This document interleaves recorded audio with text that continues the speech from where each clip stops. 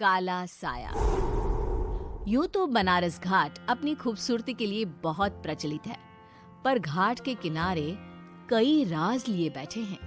ये कहानी शुरू होती है बनारस के घाट के पास बने ममता निवास से, जहां प्रिया लाल जोड़े में ममता के घर उसकी बहू बनकर आती है। आओ आओ बहू, घर को अपने पैरों से पवित्र करो। ममता घर की दहलीज पार कर ही रही होती है कि अचानक एक बहुत गंदी सी बास पूरे घर में फैल जाती है।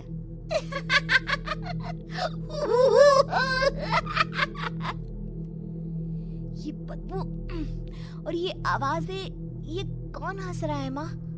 अब ये पड़ोसी ना हमारे थोड़े अलग से है। कहाँ हम शाकाहारी और ये मांस मच्छी खाने वाले। छोड़, तू ध्यान मत दे और गृह प्रवेश कर।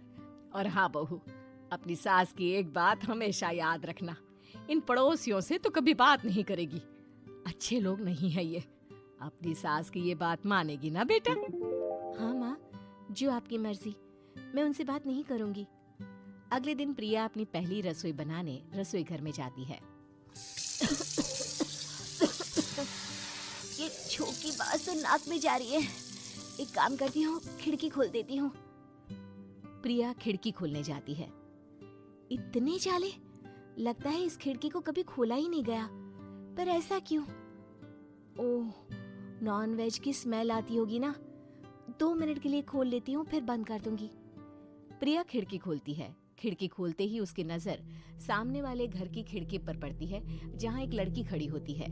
हाथों में मेहंदी, लाल रंग की साड़ी, बिल्कुल सजी धजी, मानो प्रिया की तरह ही वो भी नई नवेली बहू हो। वो प्रिया को देखकर मुस्कुराती है। हे भगवान, माँ ने तो इनसे बात करने को मना किया था। प्रिया फौरन ही खिड़की बंद कर देती है और तवे पर चढ़े रोटी की ओर देखने लगती है, पर वहाँ रोटी न होकर मछली पड़ी होती है। ये क्या? पहली ही रसोई में इतनी बड़ी गलती। हे भगवान, अब मैं क्या करूं? प्रिया बहुत डर जाती है और फौरन रसोई की सफाई करने और फिर सभी के लिए खाना बनाने लग जाती है। जब वो सबको खाना परोसती है, सब तो ठीक है, मैं बेकार में चिंता कर रही थी। हे भगवान, ऐसे ही बस अपनी कृपा बनाए रखना। रात के वक्त जब सब सो रहे होते हैं, तब प्रिया को पायल की आवाज सुनाई देती है, जिससे उसकी आंख खुल जाती है। ये पायल की आवाज कहाँ से आ रही है? प्रिया उठकर उस आवाज के पीछे छत की सीढ़ियों तक जाती है। तभी उसे बच्चे के रोने की आवाज आती है। प्रिया छत पर जाती है तो क्या देखती है? वही लाल साड़ी वाली लड़की अपनी गोद में एक नवजात बच्चे को घुमा घुमा कर सुला रही है। तभी प्रिया की नजर उसके पेट पर पड़ती है। ओह गॉड, ये तो प्रेग्नेंट भी है। सुनिए, बच्चा सो नहीं रहा है क्या? मैं कुछ मदद करूं? नहीं नहीं, आपके घर वालों को अच्छा नहीं लगेगा, मैं संभाल लूंगी। स्नेहा की गोद से बच्चा हाथ मारकर प्रिया की गोद में आने को छटपटाने लगता है। दोनों घर अगल बगल में बने होने के कारण प्रिया उस बच्चे को गोद में ले लेती है। प्रिया के पास आते ही वो सो जाता है। बच्चे का वो स्पर्श रात भर प्रिया भूल नहीं पाती और अगली सुबह वो छत पर कपड़े सुखा रही होती है। तभी उसे एक औरत इशारा करके बुलाती है। स्नेहा कह रही थी बाबू तुम्हारी गोद में आते ही सो गया। मैं गौरी, स्नेहा की माँ हूँ। बहू, घर आना, बाबू को खिला भी लेना। शाम को जब घर पर कोई नहीं रहता, बच्चे से मिलने के लिए प्रिया छिपकर अपनी पड़ोसन के घर चली जाती है और कुछ देर बच्चे को खिलाकर वापस लौट आती है। इसके कुछ दिन बाद ही प्रिया को पता चलता है कि वो माँ बनने वाली है। ममता की खुशी का ठिकाना नहीं रहता।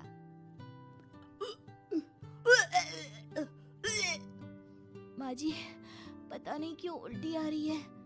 प्रिया भागती हुई वॉशरूम में जाती है तो हरे और लाल रंग की उल्टी करती है। उस उल्टी में से कीड़े निकलते हैं। ये क्या? खून और ये कीड़े! माँ! माँ!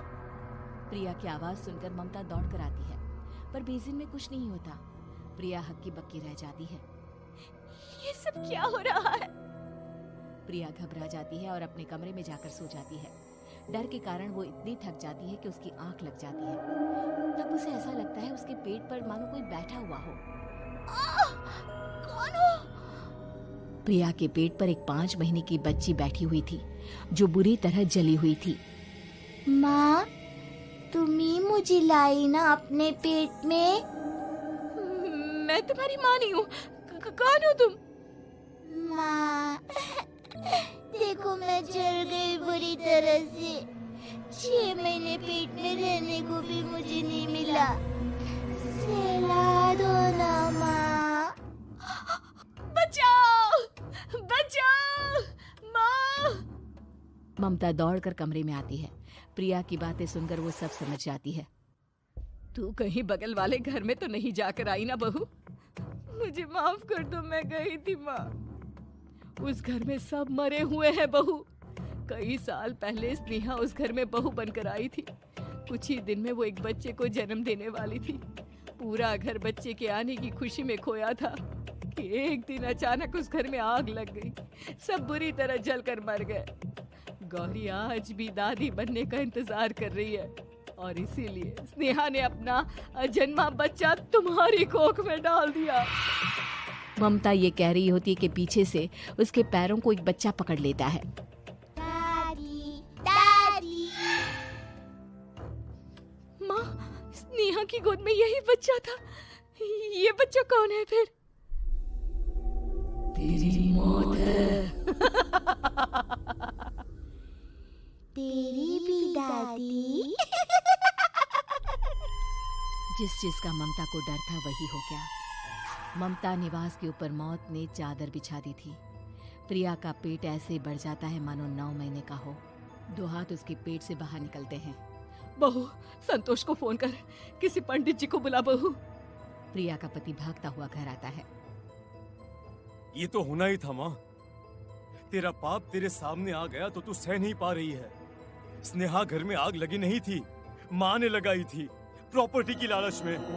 और वो बच्चा मेरी पहली पत्नी का बच्चा है, मेरा बेटा, जो कि उस आग की चपेट का शिकार हो गया था। मैंने तुमसे ये सब माँ के कहने पर छुपाया था। मुझे माफ कर दो प्रिया। तुम अगर चाहो तो यहाँ से जा सकती हो। मैं तुम्हें किसी भी बंधन में रखना नहीं चाहता। मेरी शादी हुई है आपसे, मैं आपको छोड़ नहीं सकती, पर उससे पहले हमें स्नेहा, उसकी माँ और बच्चे की आत्मा की शांति करवानी होगी। संतोष और ममता गौरी के घर जाते हैं। अंदर सब कुछ जला हुआ होता है। जमीन पर जली हुई लाशें बिखरी हुई थी। ममता रो रो कर अपने करने की माफी गौरी से मांगती है। प्रिया स्नेहा के घर वालों का अंतिम संस्कार करवा देती है और ममता निवास फिर से आत्माओं के साए से मुक्त हो जाता है।